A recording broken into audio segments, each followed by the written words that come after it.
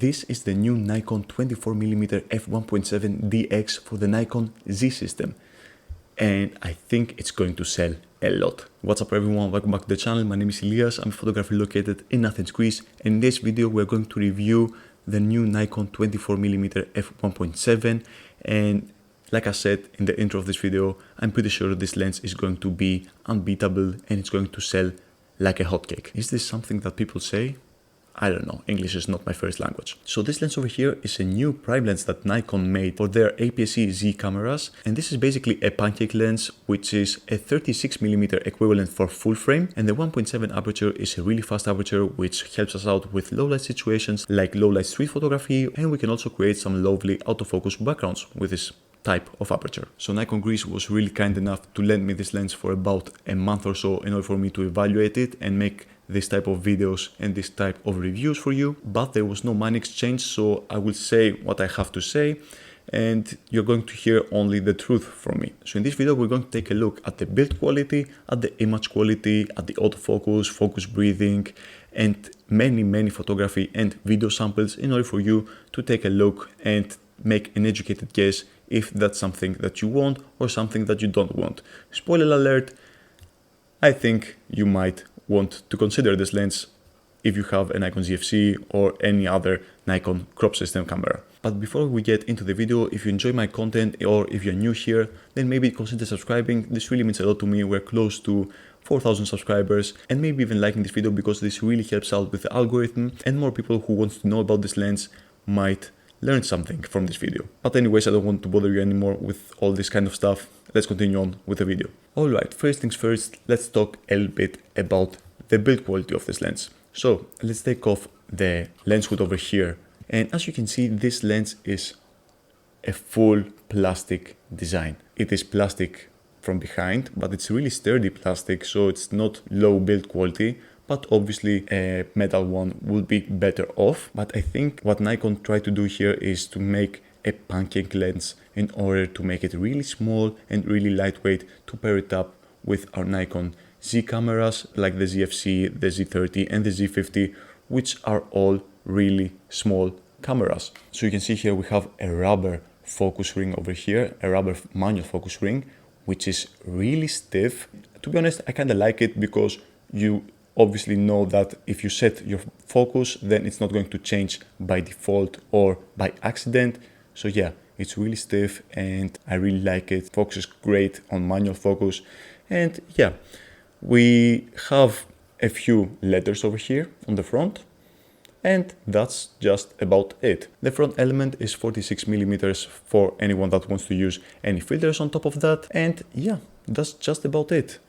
It's a really lightweight lens, which I'm all for it and I really love that. But let's just wait and see if this small and lightweight combination has any effect on the image quality or in the autofocus. This lens also comes with this nice plastic hood over here. I really love it and this looks really sturdy.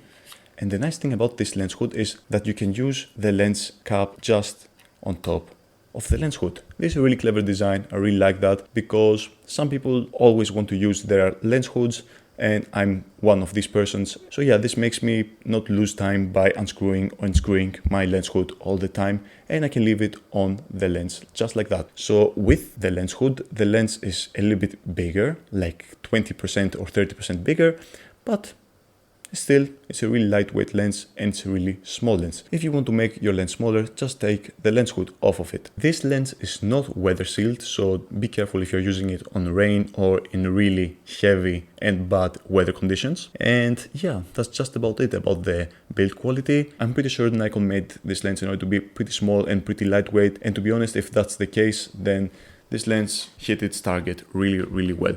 And to be honest, I like the feel of it. So let's talk a little bit more about the image quality, about the autofocus and the rest of the most important stuff. So I was testing this lens out on my Nikon ZFC, which is my main camera on this channel. It's the camera that I'm using for all my video and all my photography. So about the autofocus of this lens, as you can see in these video samples, it works really well, especially on eye autofocus if you want to have this lens for maybe headshots or for your podcast or just like this type of YouTube videos that I'm doing right now, the autofocus works perfectly. The tracking is really nice, but to be honest, on some rare occasions, it starts to hunt a little bit.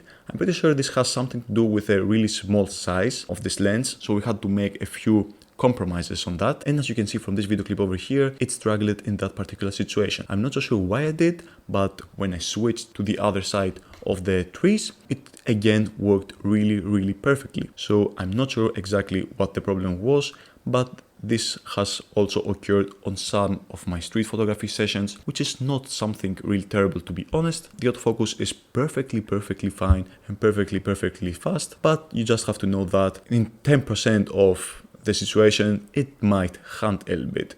Most of the time it works perfectly fine and it's really fast, even at f1.7. Also related to the autofocus and the focus in general, let's take a look at the focus breathing that this lens produces. And this is one of the weakest points of this lens.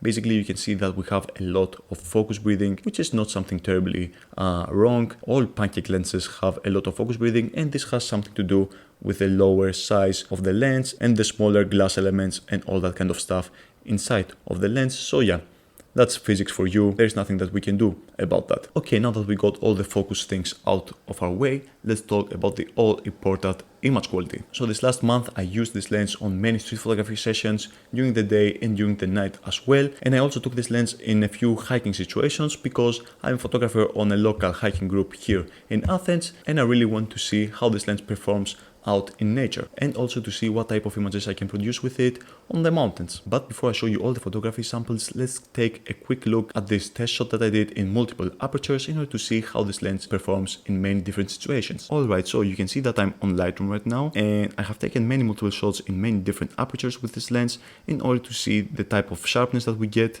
and in order to see the type of vignetting that we get with this lens. So these are the raw files. I have not processed them at all. So let's zoom in over here at f1.7 in the middle, and we can see that we have plenty of resolution. We have a lot of sharpness. I can see almost every detail of these rocks over here, but if we zoom in over here on the corners, as you can see, they're really becoming soft over here on the really far end of the corners.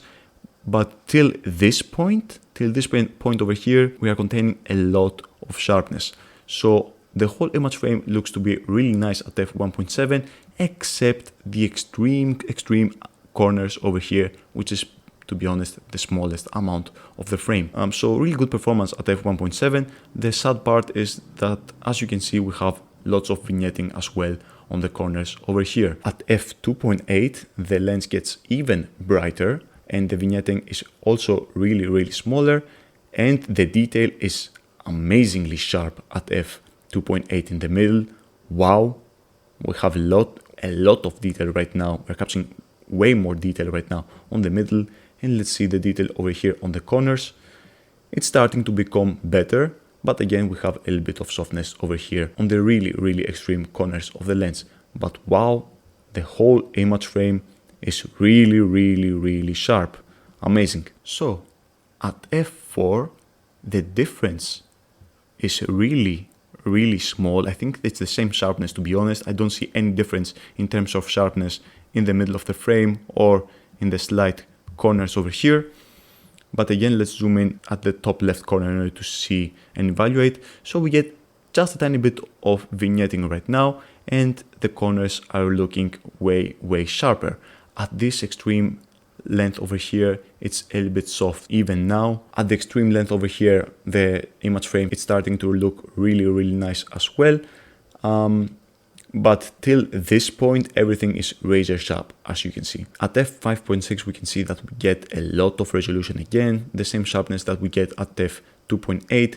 So yeah, razor sharp at the middle of the frame till this part over here. We only lose a little bit resolution, like in the past few instances over here, which is 3% of the image frame, to be honest. So yeah, really nice performance, to be honest. And I think at f8 the image looks a little bit softer, to be honest. It might have something to do with diffraction because of that really small glass element that we have in this lens. Again, It's really sharp, don't get me wrong, it's really sharp, but I think we get a little bit of diffraction because the maximum aperture of this lens is only at f11. You cannot go further than f11. So yeah, I think that diffraction starts to hit at f8 over here. But again, everything looks nice and sharp. The corners look also nice and sharp, and the image is really bright, and I don't see any vignetting at all at this point. I think everything looks evenly brightened up. And at f11, let's zoom in over here in the middle. Again, we get a lot of resolution, but diffraction made its point, and it's just a tiny bit softer than, let's say, f5.6 or something like that. And the corners are again nice and sharp, and yeah, we get nice resolution. So yeah, I have nothing to complain about. So let's make a small rundown. We basically get really nice resolution even at f1.7, but we get a lot of vignetting at f1.7. The image gets really sharp at f2.8, but again we have a little bit of vignetting as well at f2.8. And at f5.6 we get the best image quality possible without any vignette and with the same resolution that we get at f2.8. At f8 and more at f11 we start to see a little bit of diffraction, but again that's nothing to worry about. The diffraction made really small differences in the final resolution of the image. So let's also take a look at the bokeh that this lens can produce. So at f1.7 we can get some nicely autofocus backgrounds, nothing too extreme like an 85mm or a 50mm or a 135mm lens, but as you can see from these photography samples, I took a few selfies of myself in order to showcase the bokeh, and as you can see the bokeh looks quite pleasing. It renders really nicely. It is really soft considering the focal length that this lens has. I don't think there's anything wrong about it. So yeah, that's just about it. So now that we saw the image quality that this lens produces, let's also take a look at the photography samples that I created this past month by using this lens. Let me know down below what you think about these samples. Again, enjoy the photo montage.